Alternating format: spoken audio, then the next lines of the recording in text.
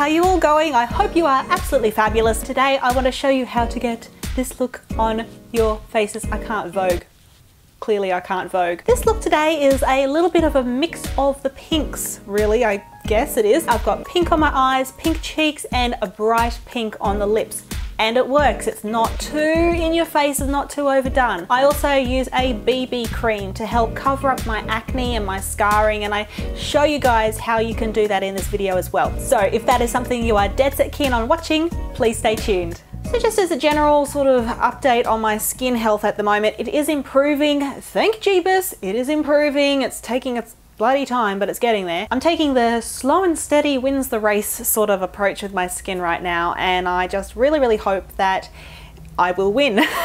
So how about we just jump into this? Even though I am using a BB cream, I am still going to use a moisturiser and primer. I find that even though a BB cream is meant to be a primer and a moisturiser and all these miraculous things in one single product, it just doesn't do it for me. So that's why I very lightly moisturize and use a primer. I'm using the Dream Smooth primer by Maybelline New York today.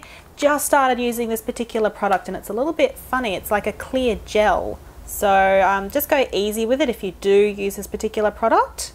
Next up I am going in with my BB cream, and today I'm using the Garnier BB cream, the Miracle Skin Perfector for combination to oily skin. It's in the long skinny tube here. There's a couple of things that I love about this particular one. The price for one is fantastic. You can get it for about $8 from a discount chemist. The other thing that I love about it is the coverage. It's pretty much full coverage, or very close to full coverage. The bad news is that there are not too many shades of this available, which is a bit pathetic. Let's be real, it's pathetic. The other thing is that although this is made for oily prone skin, I find that I am still a big fat shiny dial very quickly when I use this. So if I do use this particular BB cream, I would usually use it if I'm only going to go out for a few hours, if I need full coverage in a hurry, those sorts of circumstances. Next up I am going with my concealer, and hallelujah guys, check it out, I bought a new one of these. It is my Maybelline Age Rewind Eraser, my little concealer that I absolutely love. I'm going to apply this under my eyes and also to any sort of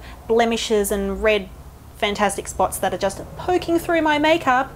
I find it's very easy to blend. The consistency is great, and you can get it at discount chemists like Chemist Warehouse and all that sort of stuff for really cheap, around $7.95, $8. I am just going to blot away any excess with a tissue. Don't need to go to town, just lightly.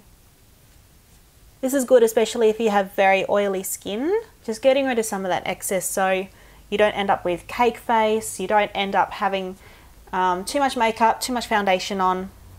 Now I haven't used any brushes yet, but I am about to use a whole bunch of brushes, and I'm using them from this Furless, what is this called? I think it's like the Black Beauty Kit by Furless. Guys, I've been using Furless brushes in all of my tutorials for a heck of a long time, and I just love them because they're all synthetic, it's cruelty free, really good quality brushes. It can be difficult to get synthetic, cruelty free, quality brushes, and these definitely, whoa.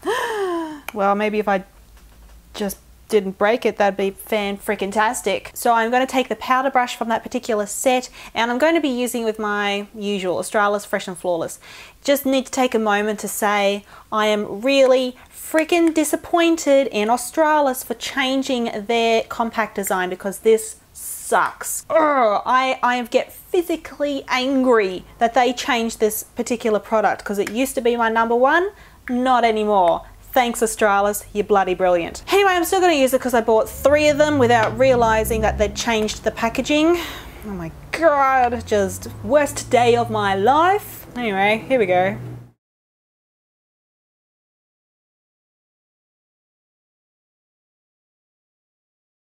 Next up I'm going in with a little bit of blush, and I'm going to be using this one here by The Balm. It's their In Stain in the shade Argyle, which is just a very light pink. Really the aim is just to get a little bit of a flush of colour, so nothing too severe.